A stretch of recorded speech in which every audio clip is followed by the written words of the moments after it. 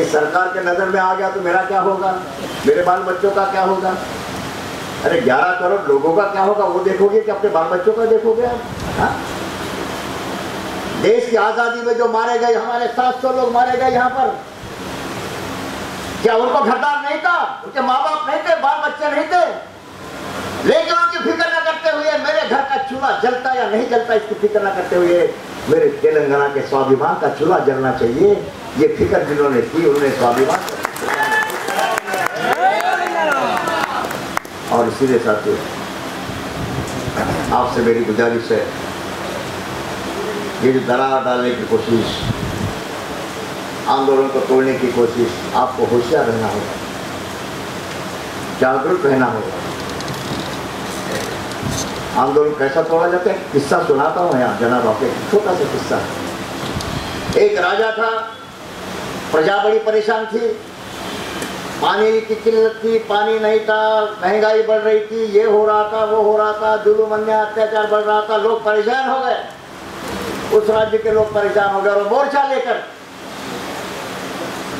राजा के कोठी पर, राजमहल पर मोर्चा लेकर, रोज मोर्चा जा रहा है। कहीं पत्थरबाजी हो रही, कहीं पुलिसों की लाठियां चल रही, कहीं बंदूक की गोलियां चल रही, कई लोग मर रहे रोज, लेकिन मोर्चे जाना शुरू है, आंदोलन शुरू है। राजा परेशान हो गया, सब गोलियां चली, लाठियां चली, जेल भर गए, लेकिन ये सुनते नहीं बेटे, लोग क्या करना है? तो उसके प्रधान में पंडित था,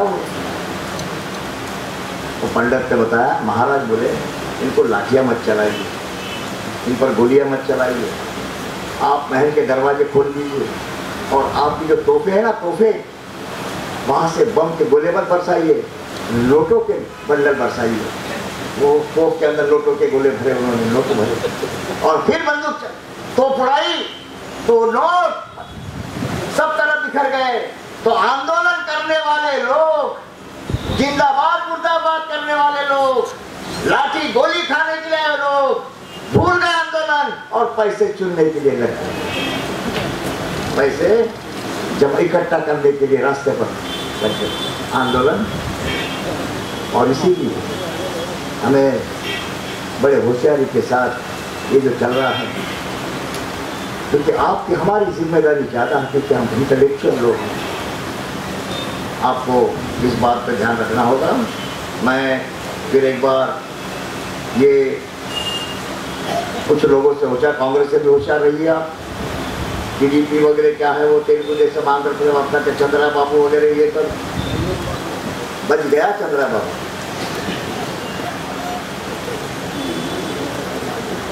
नई जिंदगी मिली है, तो कम से कम जिंदगी का अच्छा काम तो कर दे। बराबर ठीक कह रहा हूँ मैं रसमैया जी? बच गए, कहीं तो भी जा रहे थे, वो हमारे तिरुपति बालाजी भगवान जी से मिलने के लिए वो भी नाराज हो गए, उससे लौट रहे थे, बम फटा, लेकिन ये नहीं फटे, बच गए, अच्छी बात, खुशी की बात।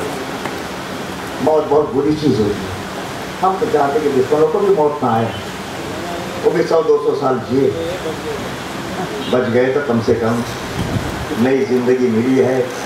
चंद्रा बाबू तो हमारे इस तेलंगाना राज्य का चांद के ऊपर आने दो ना, आसमान में चमकने दो ना, ये तो हमारा कहना है, दूसरा क्या मांग रहे हैं? अब उसका कुछ नहीं मांग रहे हैं, लेकिन होशियार रहना होगा। और साथियों बहुत बोल लिया, मैं फिर आपसे माफी मांगूंगा, चाहूँगा कि मैं तेलुगु में नहीं बोल सका, काश मुझे तेलुगु आती तो मैं तेलुगु में भी बोलता। लेकिन और एक बात है, जाते जाते एक कह दूँगा कि ये एक अजीब सा मंजर नज़र आता है जनाब, एक अजीब सा मंजर नज़र आता है, हर एक कतरा समंदर नज़र आता है।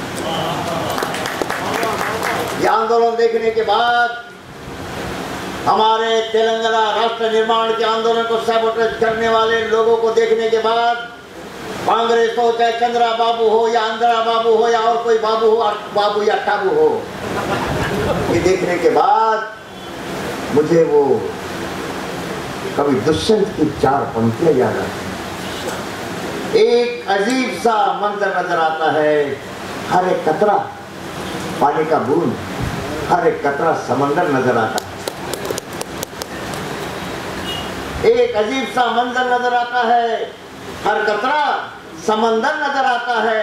कहाँ बनाऊं मैं अपने शीशे का घर, हर हाथ में पत्थर नजर आता है, हर हाथ में पत्थर नजर आता है। जिसके हाथों में जो तेलंगाना राज्य का महल बनाने की ख्वाब हम देख रहे हैं, वो तेलंगाना राज्य का महल जो हम लोग बनाने की कोशिश कर रहे, ख्वाब देख रहे हैं, उस हमारे तेलंगाना राज्य के कांच के महल पर जो उस हाथ में तोड़ने के लिए जिस हाथ में पत्थर उठेगा, वो हाथ को काट के रख देने की ताकत हम लोगों में होनी चाहिए, हमारे तेलंगाना के लोगों में होनी चाहिए। इन्हीं शब्दों के साथ शीघ्र ही तेलंगाना राज्य निर्माण होगा, यकीन रखिए। कोई वाईकड़ा रोक नहीं सकता तेलंगाना राज्य को।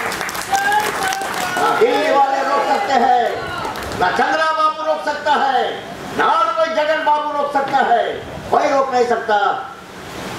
आने वाले चंद दिनों में, क्योंकि जिस दिन मैं इसलिए जल्दी होना चाहिए बोल रहा हूँ कि एक बार तेलंगाना राज्य बना के विदर्भ का रास्ता खुला हो जाता है। हम दोनों भाई भाई हैं और इसीलिए साथियों मैं फिर एक बार आपके इस कोशिश को धन्यवाद देता हूँ। आप